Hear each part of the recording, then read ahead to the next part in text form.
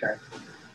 Welcome, everyone. I'm Jonathan Haupt. I'm the Executive Director of the nonprofit Pat Conroy Literary Center here in Beaufort, South Carolina.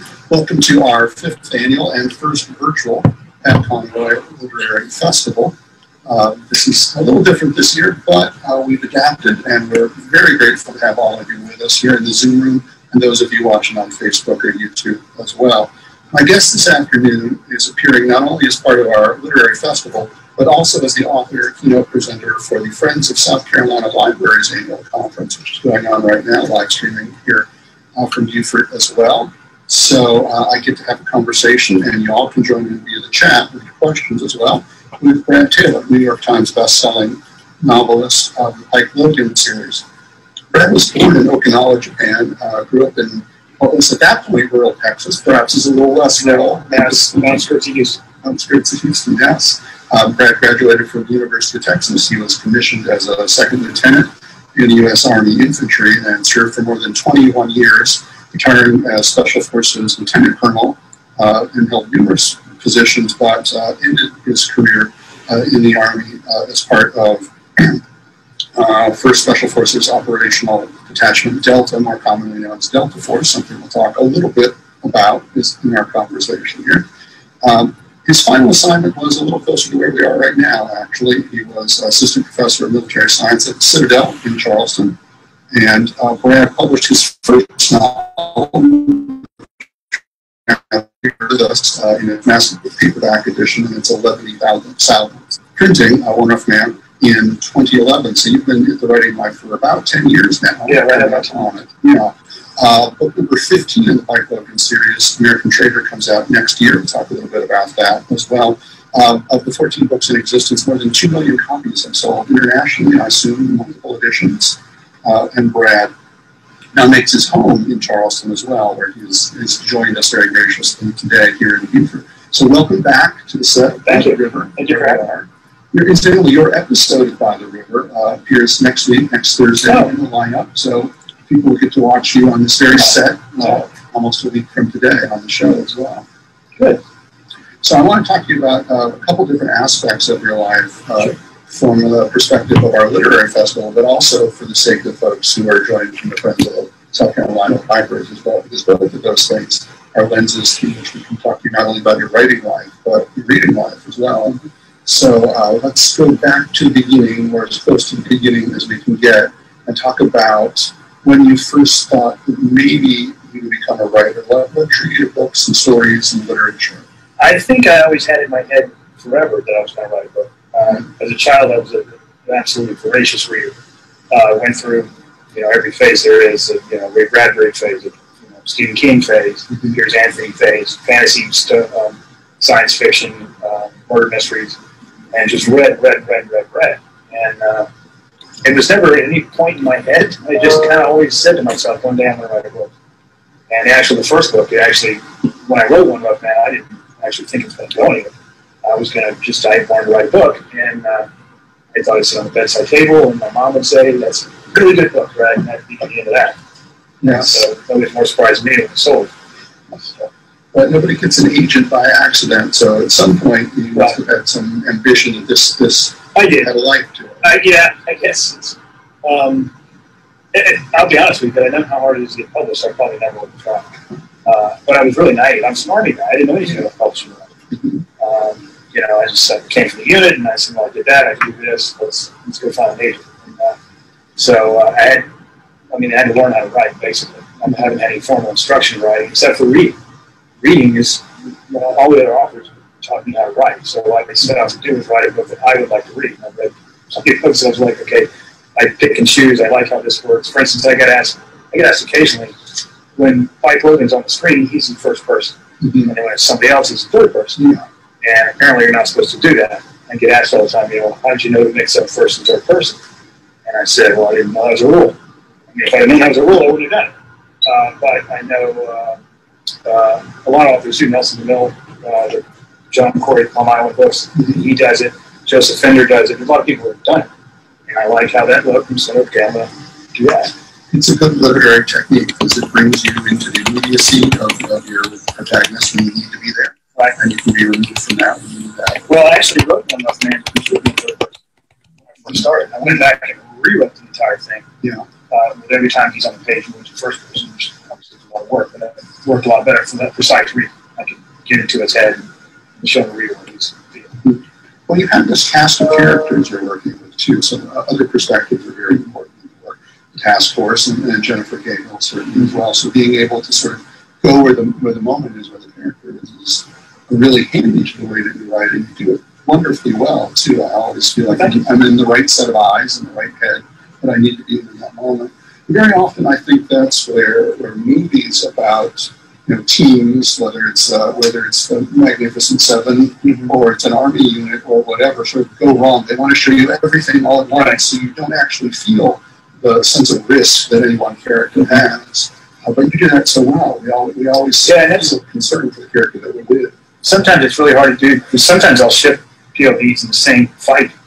So Jennifer and Pike are in a fight scene, and when Pike's fighting, he's in first person. But I can't have Pike looking over at Jennifer and then describing what's happening with Jennifer. I need to be in her head. Yeah. And so I'll shift right over that. And getting that seamlessly is kind of hard to do sometimes. You don't want to be a real jerk. You're in your mind's eye. I want a person to not be. I don't want somebody looking at the car wreck as it happens. I want them in the car as a wreck. So. And those are all techniques you picked up first and foremost as a reader, liking those things when you encounter them in other writers. Yeah, exactly. Do you still read that voraciously, or are you still reading in every genre? No. I just run out, especially in the military, I just kind of ran out of time. Everybody had, people talk about grunts, infantry guys, as, being stupid or something. I never met a grunt that didn't have a paperback in his cargo pump. In fact, I still buy paperbacks because it's well fitting cargo pump. So when you're on deployment and things like that, you have a lot of time to read. But then once I started teaching and started writing my own stuff, it's really hard to find time to read. In fact, I've got a stack of to-be-read books on my bedside table. I'm like, I'm going to read that. And I see it on my bedside table still. I'm like, still haven't gotten it. Yes. A good to-be-read pile will give you the sense of guilt you need as a reader every so often, too. What would have been the paperback most likely to have been in your cargo pocket when you were overseas? What were you reading? Murder mysteries, believe it or not. People ask if I read my own genre, and I don't, because I'm living. I don't read somebody else writing about it. So I read John Sanford, Robert Grace, all those guys, Mike Conley. In fact, I just read the latest John Sanford finishing yesterday. So even though during their different genre, they have some sort of temperamental comparisons to the genre that you're in. Well, there's also, you can learn a lot just by the way that you pacing, the way to do the mystery of the book itself. And I try to do that in my books. So, this is kind of, you're going to have to figure this out as it goes along. Sometimes the thriller, you're just bad guy exits into page one, he's got a nuclear bomb. Now the rest of the book is trying to stop him. I tend to write bad guy exits here, but I'm going to what he's doing. It's really what's going on here. Unfortunate Son kind of really went all the way through. It was a kidnapping type thing, hostage scenario. And nobody knows who's kidnapping, nobody knows why they're kidnapping. And the reader kind of picks it up as they're going along. Hints here and there, breadcrumbs about what's going on here. And eventually, 2/3 of the way in, it kind of unravels and you know what's going on. Gives a sense of investigation or discovery, at least. Yeah, kind of plot. That's because I love reading mysteries. So I'm stealing from them too. A good writer always knows it to steal from. That's a good instinct. But as a writer, do you know the solution to the mystery, or are you discovering it in the course of writing it? We were just talking about No Fortunate Son. Before No Fortunate Son, I would have told you that I knew it 100% of the time. No Fortunate Son had changed. So now it's about 80% of the time. I mean, I think I know. I never set out and just say, well, it'll all come to me, hopefully. I mean, in my head, I know how it's going to end. And then when I get to a certain point in the book, I'm like, that doesn't work. I need to end it this way. And sometimes it works out really well. And Ring of Fire, the DNI, the Director of National Intelligence, which is a position we had that came after 9/11, he's going through the whole book and doing everything. He's a good guy. And then I was like, okay, I'm going to make him a bad guy. And he then became a mole halfway through the book. I didn't plan it that way. So I'm sure when the reader gets to it, it's a shock to them, because it's kind of a shock to me. So I needed another piece to tie in the other bad guys to ramp up the stakes a little bit. So I used him to be a mole. So you discovered what you needed as you went along. Right. Therefore, the reader can't sense it's coming because you as the writer. I certainly did, yeah. And I did it because, when I was going through the book, I was like, there's a piece missing here. Something is not connecting. Because the DNI is a big organization, CIA is underneath them and all that. And I wanted to make sure that this apparatus was going this way to solve the plot of what's happening, including the task force. But I needed something that was stymied the task force. And it's like, okay, that DNI, he's not right on the task force, but he is going to be working with the Russians to stop whoever's, that he knows somebody's out there, he just doesn't know who it is. And so that's why I kind of flipped him. That's a scenario, a challenge that I think you've given yourself with this series and this character as well. That these guys are incredibly good at what they do. So to create a sense of risk, the bad guys have to be very impressive as well, too. There has to be numerous challenges, not just one challenge, but numerous challenges to overcome. Yeah, and actually, I try to show that on the page. Too often, like Hollywood, there is no moral ambiguity. It's if these guys would get off my back and let me use that drill bit on this guy's knee, I'd say the plan. Well, combat doesn't actually work that way. The guy's knee you're about to drill, you don't know for a fact unless he's Bin Laden. Is he bad or is he not bad? I mean, you have some suspicions, but you don't know. And you make decisions in combat all the time. Some of them are good and some of them are bad. And you're going to live with those decisions. So not every decision you make is going to be the correct decision. And so I try to show that on the page. Pike's human. He's going to make some bad calls that sometimes are catastrophic. Sometimes it's just like he could have solved the problem right here. But he made a call to do this, and therefore these guys got away. And that's just what life is. That's what happens. Actions and inactions both have consequences, and it's true on the page as it is anywhere else. Where did Pike come from? You mentioned you always wanted to write a book. At what point did you decide you were going to write a book about that was set in the world you had been living in or operating in with this kind of character? Yeah, he's kind of an amalgamation of people I've served with. I'm not Pike Logan people. I think that's such a Pike Logan thing to say. I guarantee it. It's very hard to get to the level of special operations that I was at. It's hard to do. But what I usually tell people is it's like the PGA Tour. There's probably 1% on the planet that can play on the PGA Tour. You just don't have the skill set to play on the PGA Tour. There's Tiger Woods, which everybody knows, and there's a guy who's 100th on the money list that nobody's ever heard of. Well, he's playing on the PGA Tour. I'm 100th on the money list. Pike Logan is Tiger Woods. He exists, but it's not me. What did you create there sort of counterbalance? How the equation come? Yeah, very good. And actually, I want to write a story for redemption. That's the whole story. And, I want to know the person who comes up and writes your job. It might have been a police officer, it might have been a cop, it might have been a priest, it would have been none. Both would have been there. The same redemptive themes would have been in the book. It would be a counter-terrorist special forces guy, so that's what Pike became. But Jennifer was there from the very beginning as a counterbalance to him and the whole redemptive thing. Does the fact that Jennifer gets more or less equal play in the book, is that reflected in your readership? Do you have both male and female readers? Oh, I definitely do. In fact, it's probably 45% female, 55% male. But I'm not sure they're reading for Jennifer, so to speak. No, perhaps not. They would certainly have the reasons to read for Pike as well. Right. So I got a bunch of them tweeting all the time about Knuckles, because he's single, good-looking guy. Well, speaking of Knuckles and the rest of the task force, did they come out of your own experiences? Are these based on folks that you worked with or interact with? Or are they? Any of the books I've written, that is somebody that I was like, I'm going to put him in a book and I'll change his name. It's nothing like that. I just know the skill sets of various organizations, how they would come into this and what they would do. For instance, Knuckles is a SEAL. I'm not a SEAL, but I've worked with a bunch of SEALs, so I know what they would do. Brett used to be a Force Recon Marine. Now he's a paramilitary officer in the CIA. I mean, I've worked with those guys, so it's kind of building a team of what I knew would come to play. There are other folks in the military thriller genre, other writers who did not serve, who don't bring the expertise to this that you do.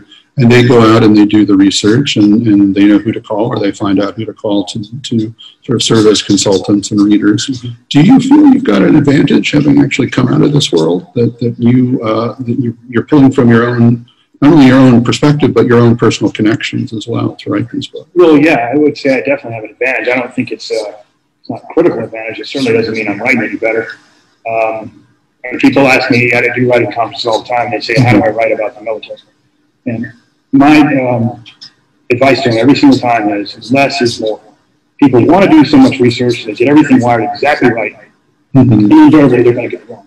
It just they can't. There's no way they can get it right. There's too much stuff to that. But if you just lightly touch on it, then I can fill in the blanks myself. I'll formulate what I know about the military going there. For instance, Rambo. What do you know about Rambo?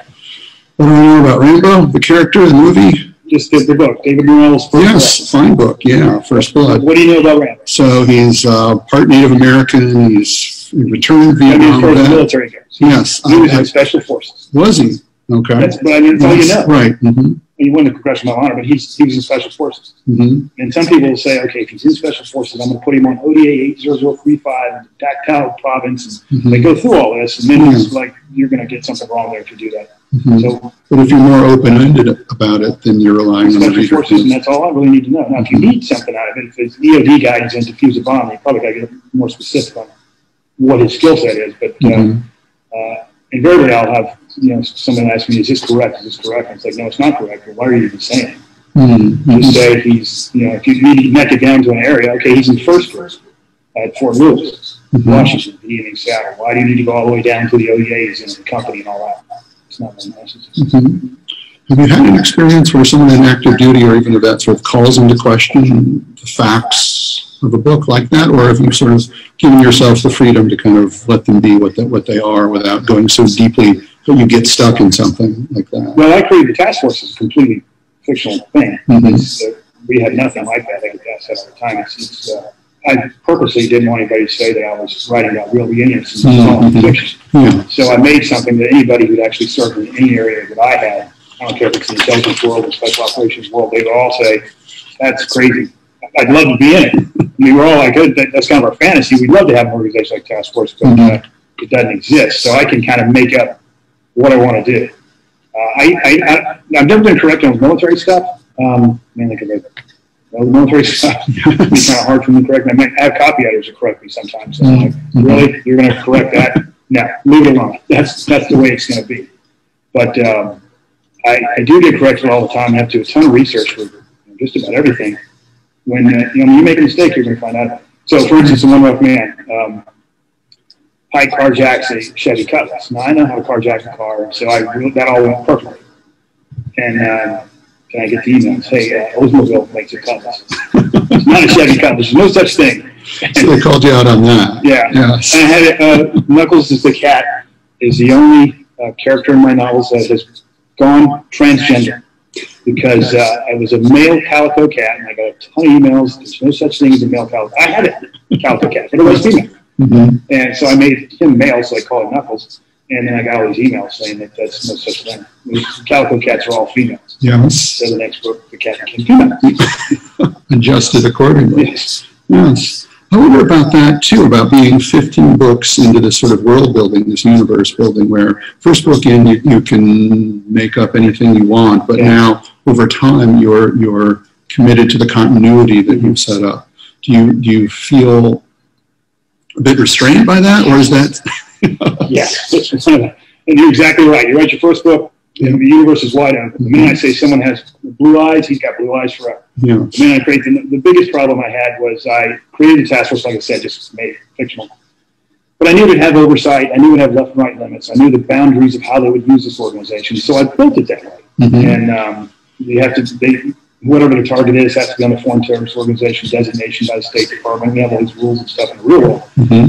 And then in the next book, I'm like, oh, why did I do that? I want them to go over and do this now. But I've already created this organization. And another part of the continuity is remembering what you did. Sure.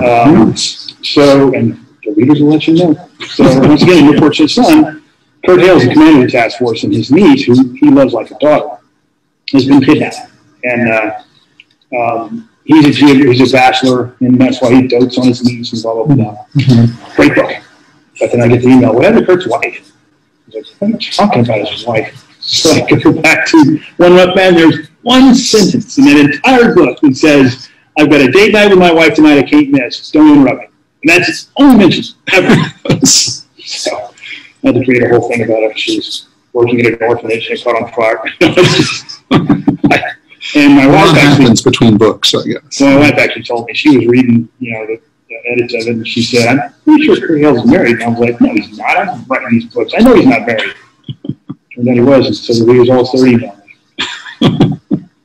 That's good, though. I think that reflects well that you have readers who pay that much attention to the page, that they're that invested in these characters and their lives, that they'll notice something that's seemingly small, but they're very drawn to them. That's a good email right off the bat. And I'm very polite back to him. In between the books, she got hit by a bus. You mentioned editing and readers a couple of times, and that leads me to another question I had too. Is there any sort of vetting on the part of the military for these books before they're released? Is that part of your arrangement? Well, there's kind of a yes and a no to that. Technically, I have a non-disclosure agreement, but the non-disclosure agreement is I am not allowed to write anything of any activities that I have done, non-fiction, basically all non-fiction.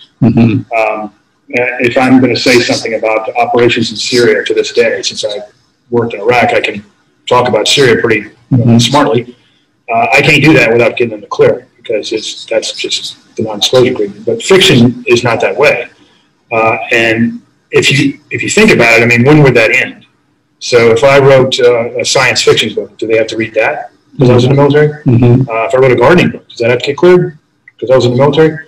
So there's left and right limits. But having said that, when No Easy Day came out, which was the Osama bin Laden kit, he didn't get that cleared. And SOCOM, Special Operations Command, really went crazy over that. So anybody written a book, you got called in and scrubbed. And I came on a clean bill of health. There's no classified in the books. But, so they have been reviewed, but they don't. There's not any reason for me to submit it. Gotcha. Because it's pure fiction. And I make sure that everything in there is absolutely, it's, like I said, the task force doesn't exist. So, so that's given you a lot of freedom, really, to sort of go into this. But you're very committed to getting the facts from the ground correctly, to the point where you go everywhere that Pike goes, that you can go and do field research too. Has that been true throughout all 15 books? Is that something you... except for One Rough Man, I wrote about places I had recently been to while I was in the military. So I didn't make a specific trip for book research for One Rough Man. But the rest of them I did. Although All Necessary Force, the research, I took a bunch of cadets over to Egypt. So while we were over in Egypt with the cadets, I was doing book research as well. But after that, I definitely got on the ground. Enemy of Mine, I went to Dubai and Qatar and just all over. Hunter Killer, we went down to Brazil, and I spent, from one end of that country to the other, from the Amazon down to Sao Paulo to Rio to Manaus to Salvador, all over the place doing the research.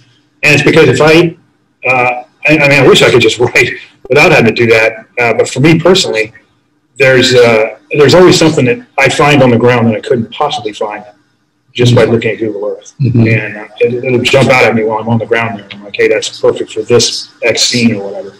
And I'll end up, if I hadn't gone there, I wouldn't know it was there, and I wouldn't be able to use it. So there's a sense of real discovery, not just in the sense of the characters, but for you as writers. Well, there's a lot, and most of it ends up in the book. The most famous one, I was in Lesotho, Africa, and it's for Operator Down. It's 3 books ago, I think it was. And the book's a coup of Lesotho. And so I'm researching a coup, which means I'm not doing any touristy stuff. I'm looking at the parliament buildings, I'm looking at the television stations, I'm looking at the police station, and the military barracks, which are the ones going to do the coup. They're version of Special Forces. And so I tried to get on the base and just to bowl my way and say, hey, my name's Brad Taylor, I'm in the military. I used to be in the military, and I love going to see military bases. Can I come on? And 2 SUVs rolled up, and I got on the base. They thought I was an American spy. And there was a lot of background about Lesotho that I didn't know. You're not going to find on Google that was going on between the United States and their government. The police were against the military. There was a lot of stuff going on there, which I found out under interrogation with these guys. And all that ended up in the book. So, well, no point wasting that experience. Exactly. Yes. I wonder, I'm actually surprised that's not a bigger challenge for you with your background to get a visa and access as a former military operative who is doing research for a novel. That sort of seems like a cover story to begin with. But well, I don't tell anybody that. I never, in fact, when I was in there getting interrogated with those guys, I never, thank goodness they didn't Google me. Because if they'd seen my bio, I'd probably still be there. I told them, I always say I'm just a tourist. I'm not doing it. In fact, I ended up in Morocco. It was the first time I said, you're exiting, going into Morocco. They said, what do you do for a living? I said, I'm a writer. I exited the ferry. We came from Spain over to Morocco on a ferry. And as I'm walking out to get my bags, these three guys ran up to me and says, what do you mean you're a writer? And so I write books. Are you writing magazine articles about Morocco? Because apparently you have to have a handler if you're going to write about it. I said, no. They're just books. They're just fiction books. And he's like, okay, you can go. So from then on, I was like, I'm not telling anybody I'm a writer. Lesson learned for that, I guess, as well. Yeah. We've got some questions in the chat, which I'm going to turn to in just a second here. There are two things we kind of touched on that I want to circle back around before we do that. And that's the idea of Pike Logan as moral character, of sort of dealing with these moral quandaries. And it's certainly a big part of what happens in Hunter-Killer, this whole notion of vengeance versus justice, what is sort of combat-oriented versus what crosses the line and becomes a crime, and sort of what side of this is Pike going to be on, because he certainly has reasons for considering very dramatic action in this book, and will be protective of the plot, not give any of that away.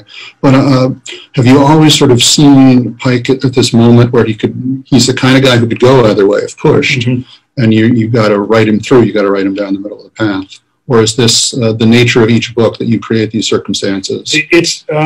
It's much more pronounced in Hunter-Killer than the other one. So Pike started out that actually in One Rough Man, he's a little bit worse than he is in Hunter-Killer. And he's kind of going back to, his moral compass is broken. I mean, he's a deadly guy, and now he has nothing reining that in. And that goes through all the way up to the books. He gets better and better and better. And Jennifer's kind of helping him along with that. And she's turning more gray than he is, because she starts out completely black and white. It's there's two things. There's Immanuel Kant had a thing called categorical imperatives, the philosopher. Yeah, sure. So some things are wrong or right just by the action itself. There's always wrong or right. For instance, the Citadel, the cadet will not lie, cheat, or steal. That's a categorical imperative. It doesn't say you can steal a loaf of bread because there's a starving baby. It says you won't steal, period. It's a universal truth. Universal thing. The Ten Commandments are it is. It's an abridged, the Citadel Honor Code is effectively an abridged version of the Ten Commandments. And it's a categorical imperative. It's thou shalt not kill. It's not thou shalt not kill anytime you're doing something else. It's just you won't kill. Whereas John Stuart Mill had the utilitarianism, which is the action in of itself is based on the outcome. Is there a greater good that comes out of that action? And that's kind of duality. Pike's definitely a greater good guy. Jennifer was more Immanuel Kant. And now she's kind of blended in, saying, okay, I can see there's some greater good coming out of this. Even if what I'm doing is bad, there's some greater good that's coming out of it. So. Did you set down to write that into Hunter-Killer, or did that sort of present itself as you go? Because it is very pronounced in that novel. And it adds another level. It's a very literary sort of thing to approach. It goes above and beyond any limitations of the genre of the novel. We're getting sort of deep philosophical argument. And I did set out to do that. It was kind of hard to do because you don't want to go overboard. I mean, at some points, someone will get turned off from Pike Logan and go, that guy's just a bully. He's just running around. I don't care what his justification is. That's just heinous.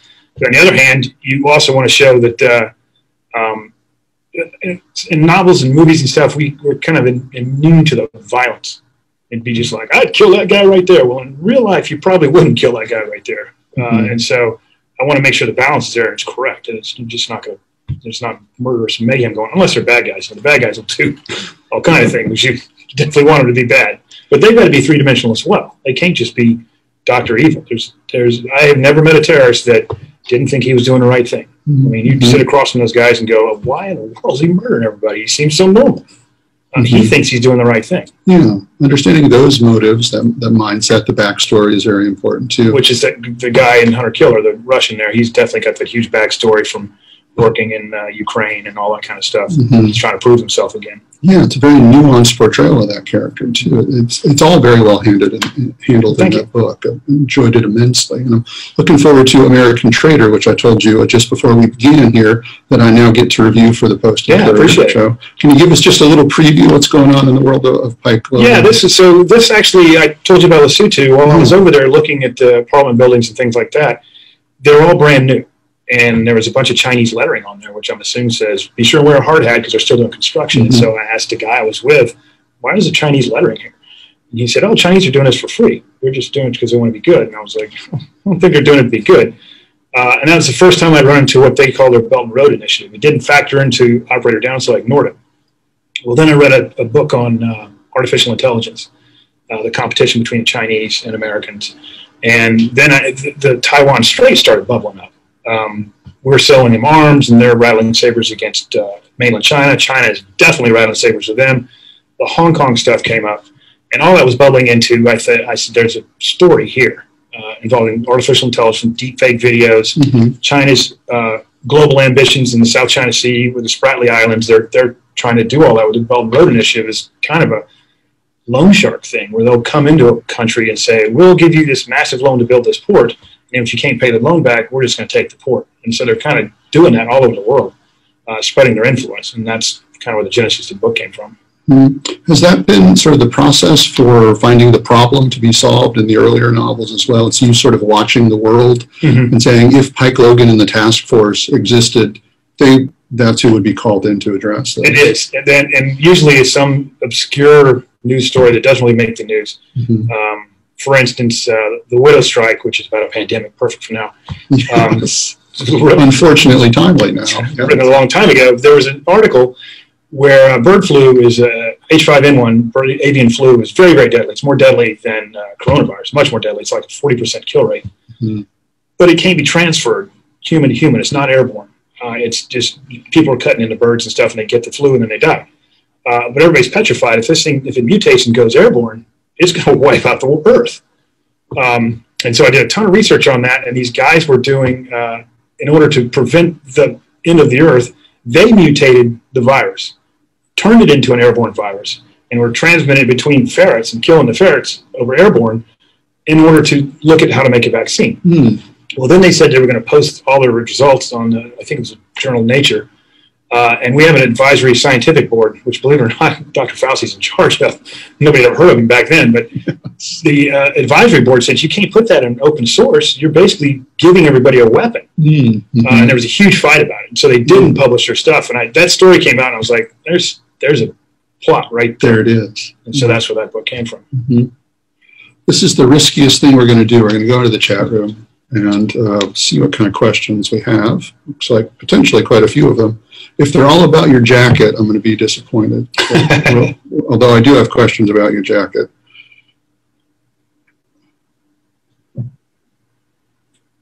Let's see. So we got some, here we are. What recommendations do you have for new writers? Seems everyone wants to charge money for something, but what is worth paying for and what isn't is the question. She's talking about buying a book? She's talking about you're a beginning writer, you don't have anything. Should you pay for an editor? What services do you, as somebody who has nothing, sort of need to expect to pay for? I would definitely. I worked with a freelance editor for One Rough Man. Okay.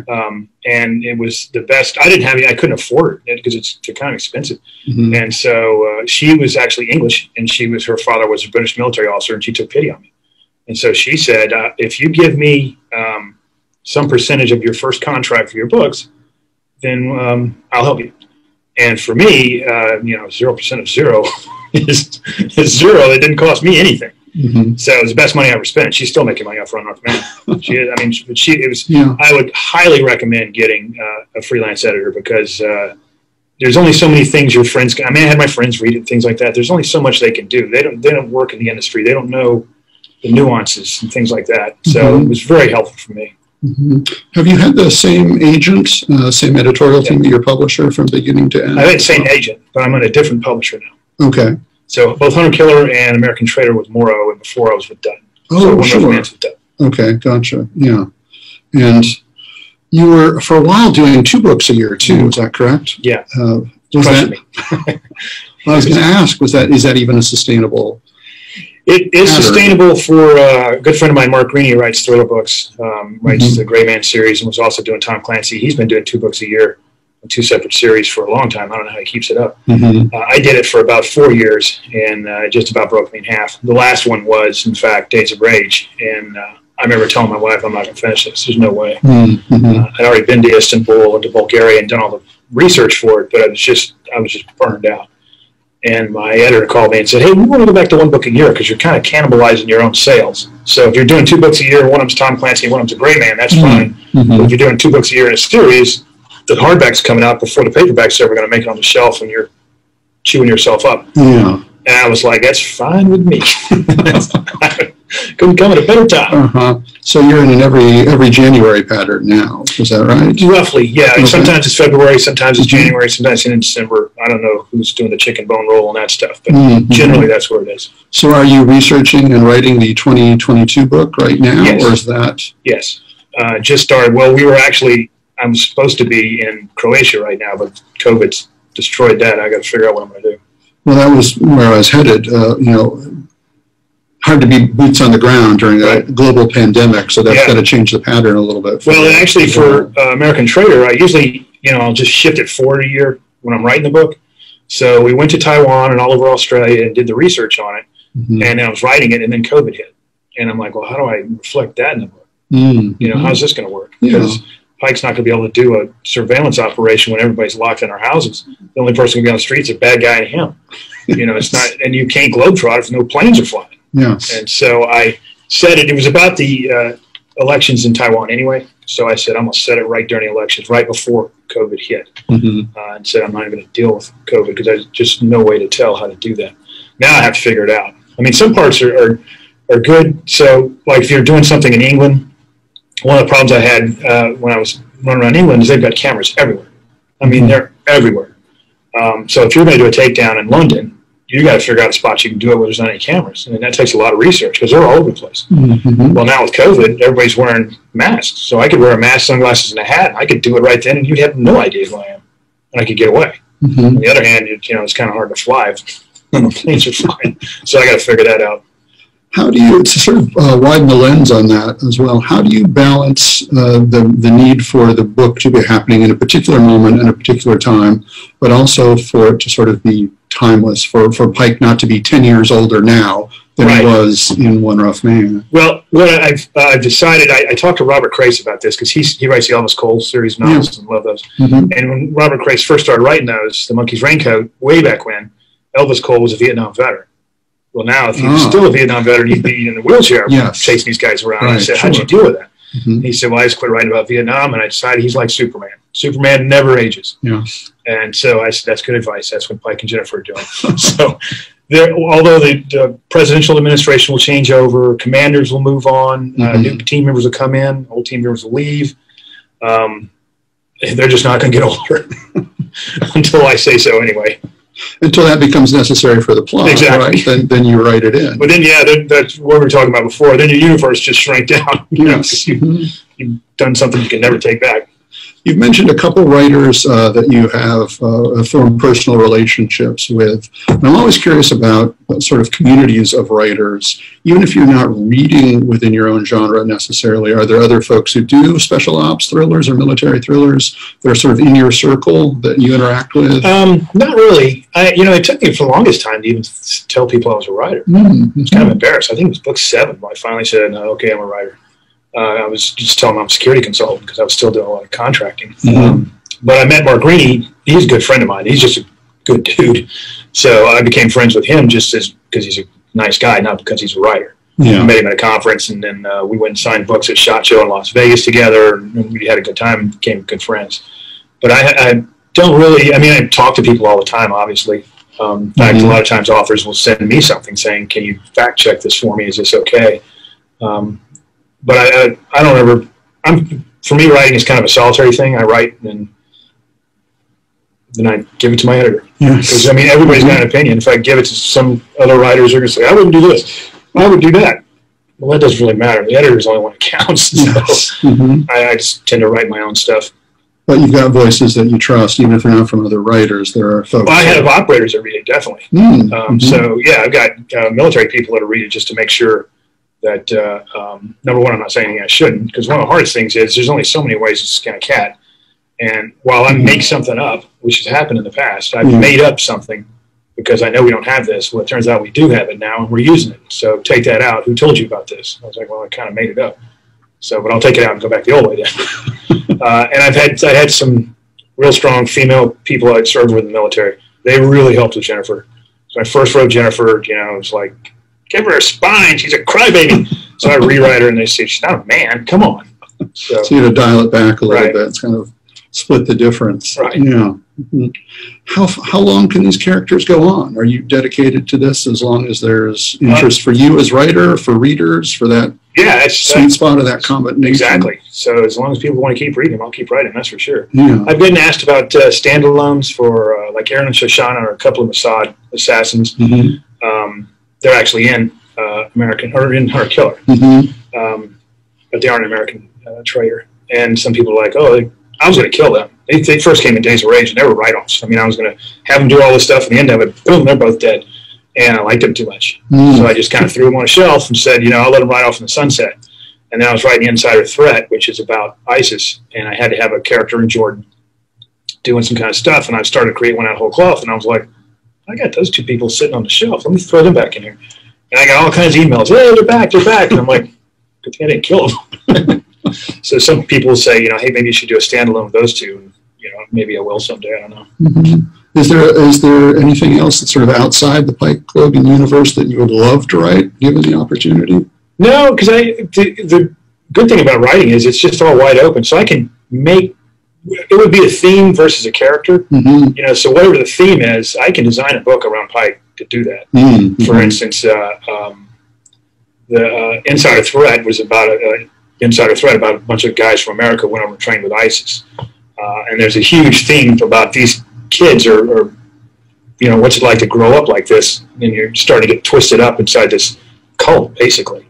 Now I wrote about the White House down in Florida where they beat the kids and all that's where they were from. So it's a private school that was down there.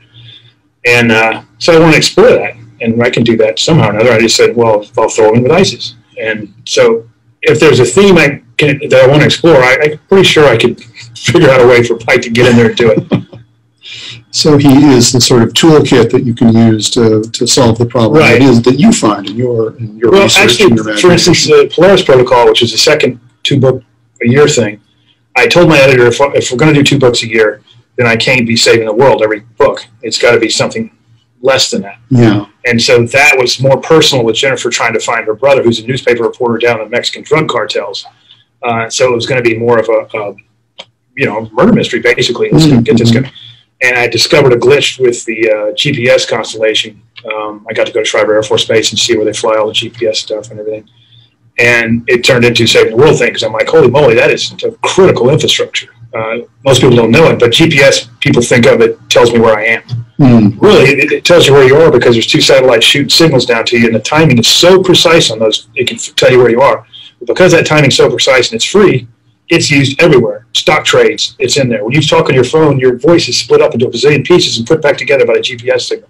Credit cards at the gas station are used by the GPS signal. Mm. So if you took the GPS out, yeah, you wouldn't be able to navigate, but there would be a whole lot of damage done because people just use that timing signal for all kinds of stuff. Mm-hmm. And that ended up being Save the World thing.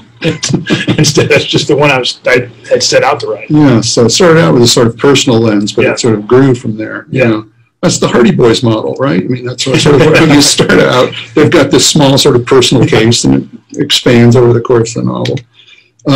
Speaking of mysteries, you know, the sort of most famous moment of somebody of a writer getting so angry at their character, sort of feeling so trapped they had to make them go away, Arthur Conan Doyle, who kills off Sherlock Holmes in the problem, and then sort of realizes, maybe I'm not done with him. The readers certainly weren't done with him, got brought him back as well. But we mentioned Superman a couple of times in this too. And you sort of have that issue with Pike, not just in terms of his agelessness, but in creating a problem that's big enough to need Pike Logan to step in too. Right. So are you always sort of thinking in that way too? How does this escalate? No, I kind of 50-50. Like No Fortunate Son we were talking about, that's very personal. It's politicians' kids are getting kidnapped by the Irish Republican Army. The IRA in Ireland, but it's real personal because Kurt's niece is taken, and it's just a personal, I'm going to go solve this problem, not I'm saving the world.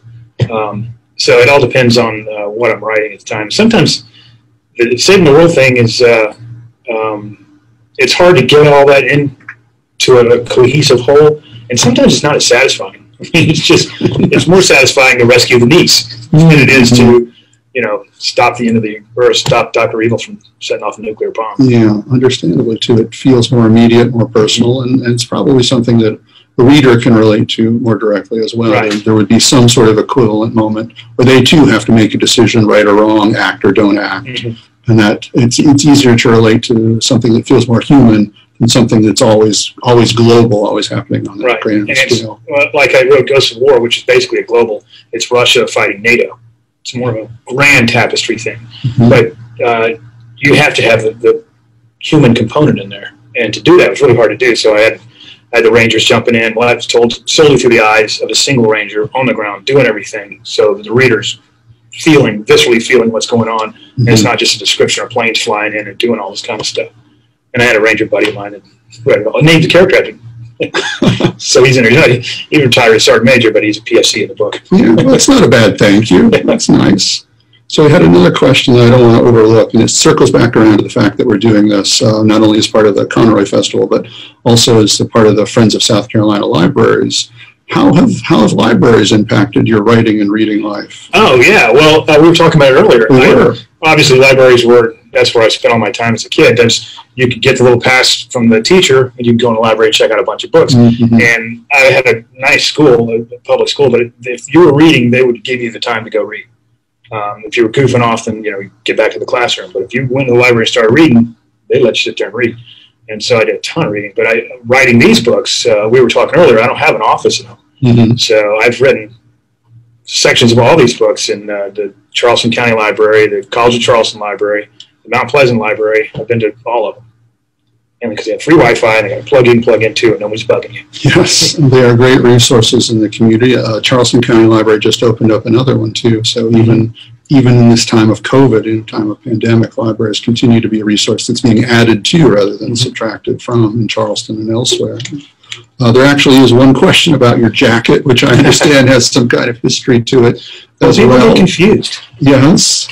Is it on? It may be in the flap. So this is my author jacket. Your author jacket. Comes out once a year. Usually on book tour, but now I'm not doing a book tour. So I'm here, so I'm going to wear my author jacket. Yeah. But people confuse it with the one on the back of my book.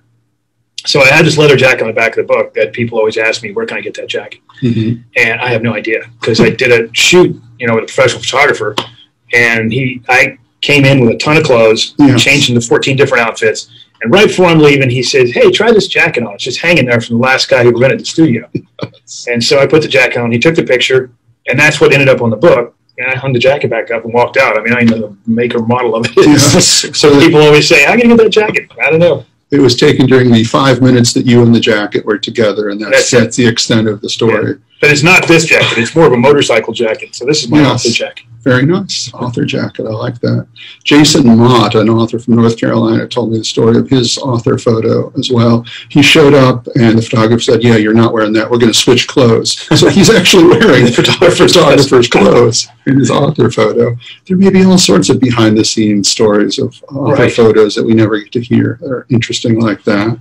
We've got just a few minutes left, so with our time, I don't see any other questions from our audience. So I want to mention that you're actually going to be back here another time today for a panel that we're doing from 5 to 6.